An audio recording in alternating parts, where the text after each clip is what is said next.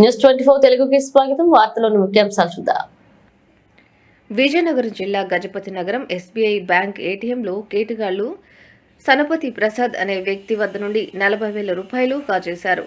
తన అకౌంట్లో డబ్బులు వేసి పక్కనే ఉన్న ఎస్బీఐ ఏటీఎంలో బ్యాలెన్స్ చెక్ చేసుకోవడానికి బాధితుడు వెళ్ళగా తనకు ఏటీఎం పిన్ జనరేట్ చేయడం తెలియకపోవడంతో పక్కన ఉన్న ఇద్దరు వ్యక్తులు చొరవ చూపి జనరేట్ చేస్తామని నమ్మబలికి డమ్మీ ఏటీఎం కార్డు తనకి ఇచ్చి ఒరిజినల్ ఏటీఎం కార్డు కాజేసి అందులో ఉన్న 40,000 రూపాయలు కాజేశారు. కొంతసేపటి తర్వాత తెలుసుకున్న బాధితుడు బ్యాంక్ వారిని మరియు పోలీసు వారిని ఆశ్రయించారు. నా కార్డు వాళ్ళు ఇలాగ చేశారు, నేను గుర్తుపట్టలేకపోయినా.